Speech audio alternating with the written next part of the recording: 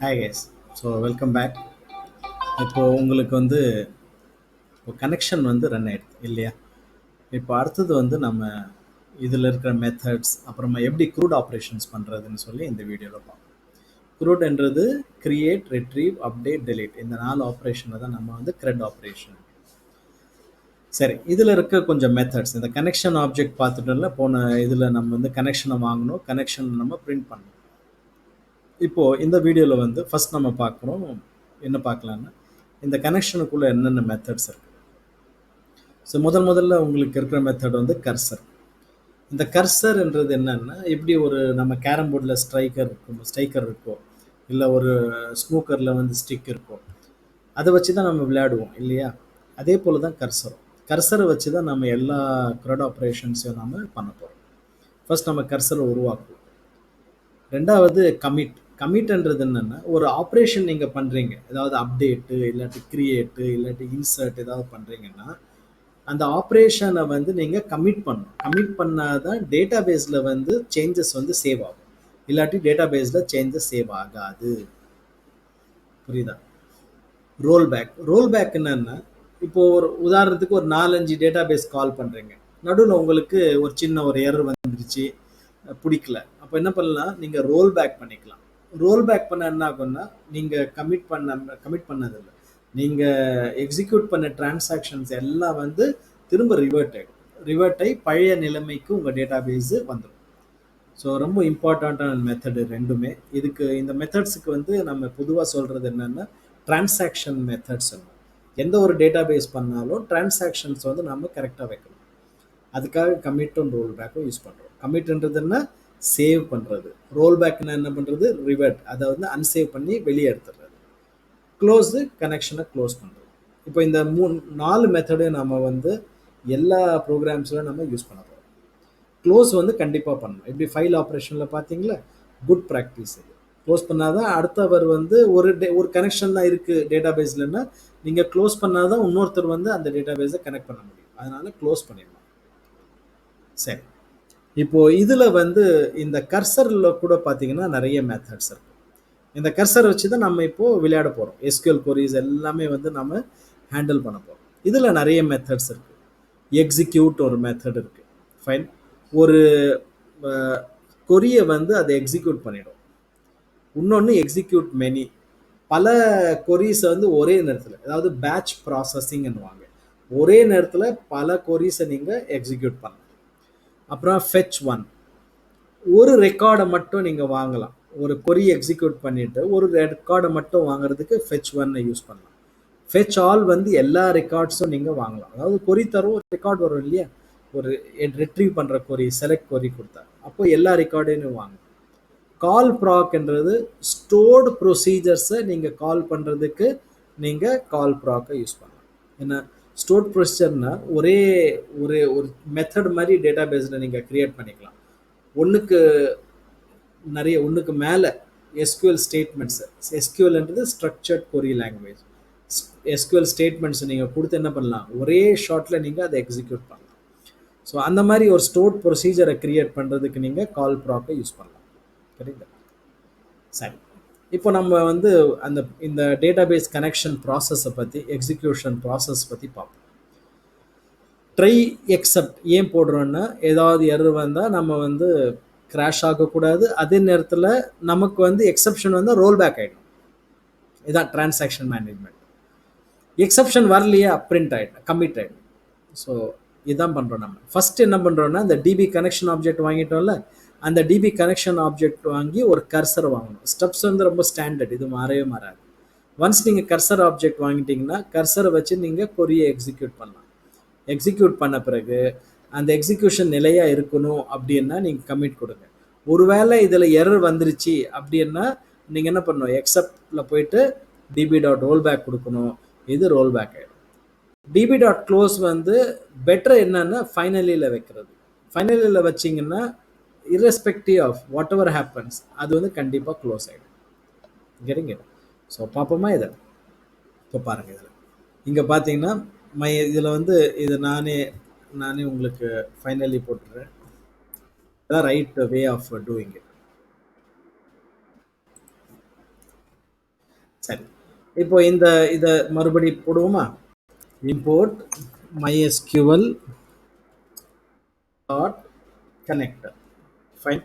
இதை இப்படியும் பண்ணலாம்ல. From fine mysql dot connector. Fine. இருக்கா? தென் ஃப்ரம் வச்சு நம்ம வந்து மாடியூல்ஸில் கொடுத்தோம்ல. சரி, இப்போதைக்கு வேண்டாம், ஞாபகம் வர மாட்டேங்குது. இம்போர்ட் mysql டாட் கனெக்டர் சொல்லி வைக்கலாம்.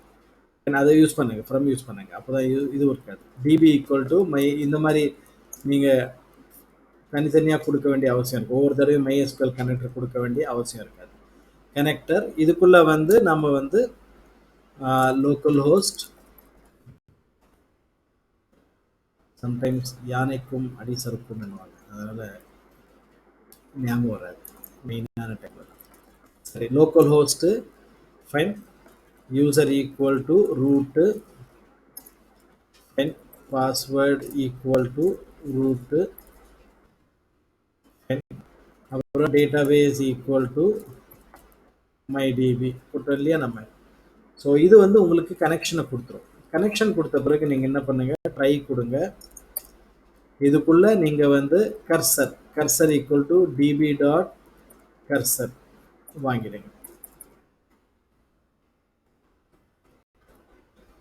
வாங்கிட்டீங்கன்னா உங்களுக்கு கர்சர் கிடைச்சிடும். இப்போ கர்சருக்குள்ள நீங்கள் என்ன பண்ணலாம், நீங்கள் எல்லாமே எக்ஸிக்யூட் பண்ணலாம். உதாரணத்துக்கு இந்த இடத்துல வந்து ஒரு டேபிளை நம்ம கிரியேட் பண்ணுறோம். கர் டாட் எக்ஸிக்யூட், இதுக்குள்ள வந்து let's say create table, fine, users uid int of 5, uname, fine, where care of fine 40. ரெண்டு போட்டுக்கலாம் போதும். create tables, fine, create table பண்றேன்னா ஓகேவா. ஸோ இந்த இடத்துல print table created, இது என்ன பண்றேன்னா car dot db dot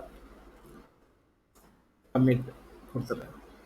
in case exception வந்தால் எனக்கு என்ன ஆகணும், எக்ஸப்ட் ஃபைன் பிரிண்ட் எரர் போட்டு டிபி டாட் ரோல் பேக். இது ஒரு குட் ப்ராக்டிஸாக எப்போவுமே ஃபாலோ பண்ணிக்கோங்க.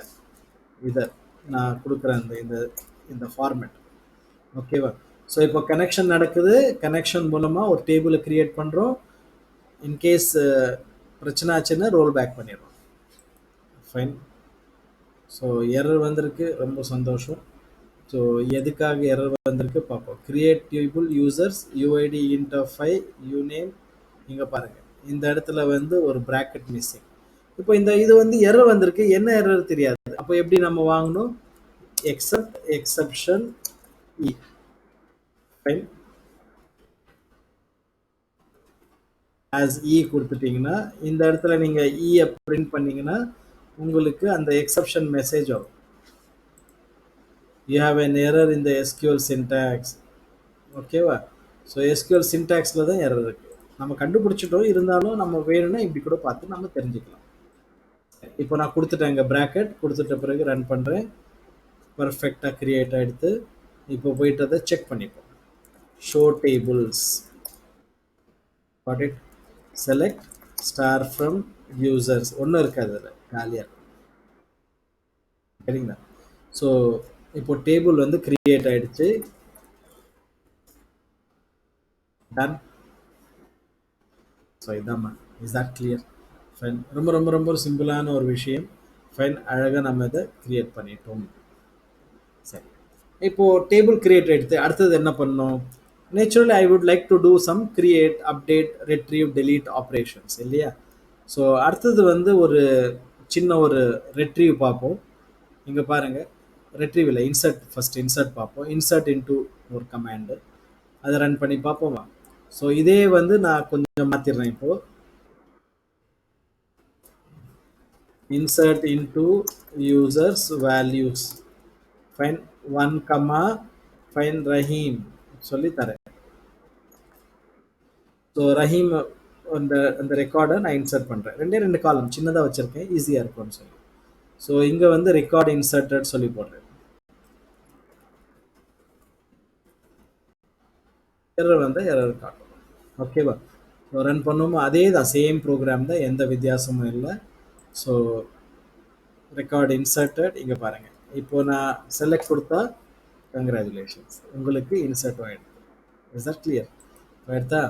சரி, இதில் வந்து ஒரு சின்ன ஒரு இது இருக்குது. இப்போ நாம் இந்த மாதிரி ஒரு கொரி தரோம் இல்லையா, இதில் பெஸ்ட் ப்ராக்டிஸ் என்ன சார் அப்படின்னு பார்த்தா, இந்த மாதிரி வந்து டைரெக்டாக வேல்யூ வந்து நம்ம தரது கிடையாது.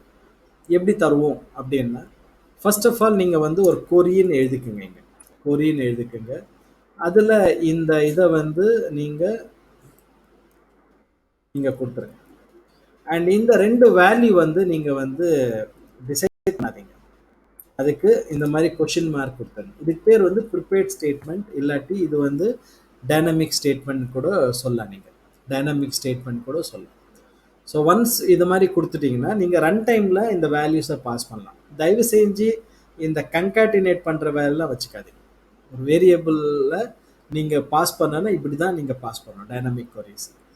இதுக்கு என்னென்ன மாற்றங்கள் வேணும் அப்படின்னா, இந்த இடத்துல கர்சரில் வந்து fine prepared equal to true தாங்க ஃபஸ்ட்டு. ஓகேவா? அப்புறம் எக்ஸிக்யூட்டில் போயிட்டு இங்கே கொரி தந்து இந்த இடத்துல ஒரு லிஸ்ட்டை தரணும். இந்த லிஸ்ட்டில் உங்களுடைய டேட்டாவை, உங்களுடைய வேல்யூஸை இங்கே பாஸ் பண்ணலாம். ஒருவேளை நீங்கள் ஒரு மெத்தடாக எழுதியிருக்கீங்க, எதுன்னா மெத்தடில் பேராமீட்டர்ஸாக நீங்கள் வாங்கிக்கலாம். வாங்கிட்டு இதில் நீங்கள் என்ன பண்ணலாம், 2, ஃபைன் இந்த மாதிரி பாஸ் பண்ணலாம், ராமு அப்படின்னு நீங்கள் பாஸ் பண்ணலாம். இது வந்து better way. It's A good way to work with. It's A good way to work with. So நல்லா புரிஞ்சுக்கோங்க. இது வந்து ப்ரிப்பேர்ட் ஸ்டேட்மெண்ட், இது வந்து பேராமீட்டர் கொரி. பேராமீட்டர் கொரி டைனமிக்காக கொரி நீங்கள் பாஸ் பண்ணணும்னா இப்படி தான் நீங்கள் பாஸ் பண்ணணும். இது ரெண்டு நீங்கள் டைனமிக்காக வாங்கிக்கோங்க. இதனால் ஒரு பெரிய ப்ராப்ளம் ஒன்று சால்வ் பண்ணுறோம். நம்ம எஸ்கியூஎல் இன்ஜெக்ஷன் சொல்லி ஒரு ப்ராப்ளம் இருக்குது. அந்த ப்ராப்ளம் இந்த பர்டிகுலர் வேல நம்ம சால்வ் பண்ணுறோம். இதை கேள்வியாக வரும், இன்டர்வியூஸ்லாம் கேட்பாங்க, how do you solve SQL injection problem அப்படின்வாங்க. ஸோ நீங்கள் சொல்ல வேண்டியது என்னென்னா, in python we use parametric query, in ஜாவாவில் ப்ரிப்பேர்ட் ஸ்டேட்மெண்ட் வச்சு நம்ம இதை சால்வ் பண்ணலாம் அப்படின்னு சொல்லாங்க. ஸோ இதை ரன் பண்ணுவோமா? ஸோ அதே தான், பட் இது வந்து டைனமிக்காக வாங்குது, அவ்வளோதான். ஸோ ரெண்டாவது ஸ்டேட்மெண்ட் டன். ஸோ இது வந்து dynamic query. Is that clear guys? Insert. சரி, அடுத்தது இப்போ இன்சர்ட் பார்த்துட்டோம், இப்போ கிரியேட் பார்த்துட்டோம். இப்போ அடுத்தது என்ன, ரெட்ரீவ். ரெட்ரீவ்ன்றது ஒரு செலக்ட் கொரி. செலக்ட் கொரி நீங்கள் யூஸ் பண்ணீங்கன்னா நீங்கள் ரெட்ரீவ் பண்ணிடலாம். ஸோ அதையும் பார்ப்போமா? ஸோ இந்த இடத்துல வந்து ஒரு செலக்ட் கொரியை பிடிக்கும். செலக்ட் ஸ்டார் ஃப்ரம் யூசர்ஸ் போட்டுட்டு எனக்கு இது வேண்டாம், ஃபைன். அண்ட் இப்போ வந்து எனக்கு வந்து கமிட்ன்ற வேலையே கிடையாது, கமிட் ரோல் பேக்குக்கு இங்கே வேலையே கிடையாது. ஏன்னா இதில் செலக்ட் கொரி தான் நான் பண்ணுறேன், இதில் எந்த சேஞ்சும் நான் பண்ணல. கரெக்டாக? சேஞ்ச் எதுவும் பண்ணல. இப்போ எக்ஸிக்யூட் பண்ணால் என்ன சார் நடக்கும் அப்படின்னு பார்த்தீங்கன்னா, உங்களுக்கு ரெக்கார்ட்ஸ் வந்து கர்சருக்குள்ளே வந்துடும். இங்கே பாருங்கள், ரெக்கார்ட்ஸ் வந்து கர்சருக்குள்ளே வந்துடும். இப்போ நான் ஒரு ட்ரூ லூப் போட்டேன்னா ஒன் பை ஒன்னாக நான் அந்த ரெக்கார்டை ரீட் பண்ணலாம். எப்படி சார் அப்படின்னா, வைல் ட்ரூ போட்டு record equal to cur dot fetch one by ஒன்னாக நான் அதை ரீட் பண்ணுறேன். ரீட் பண்ணி if record equal to none, அதாவது முடிஞ்சிச்சுன்னா ஃபைன் பிரேக் பண்ணிக்கோ, இல்லையா நீ பாட்டு டைப் பண்ணிட்டு பிரிண்ட் பண்ணிட்டே இரு அப்படின்ற. அதாவது சொல்ல வர்றது என்னன்னா, நான் வந்து ரெக்கார்டை வந்து ரீட் பண்ணுறேன், ஒரு ரெக்கார்டா. ஒருவேளை நன்னன்ன்றது என்ன, லாஸ்ட் எண்ட் ஆஃப் ஃபைல் வந்துருச்சு, எண்ட் ஆஃப் ரெக்கார்ட்ஸ். இப்போ நம்மகிட்ட ரெண்டு ரெக்கார்ட் இருக்குது, ரஹீமு ராமுன்னு இருக்குது.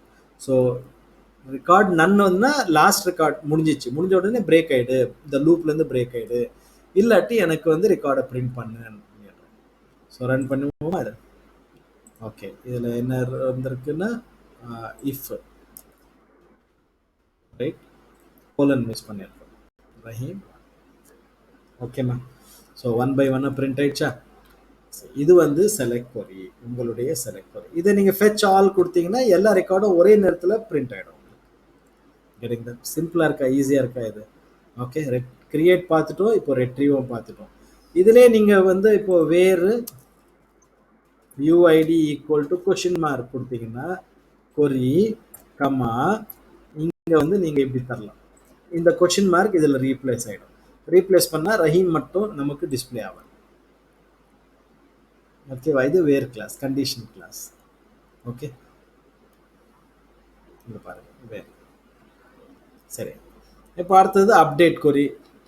இப்போது இது ஒன்றும் பெருசாக ஒன்றும் வித்தியாசம் இல்லை. நீங்கள் செலக்ட் கொரிக்கு பதிலாக நீங்கள் அப்டேட் கொரி யூஸ் பண்ணுறீங்க. சிம்பிளாக இருக்கா இதுவும்?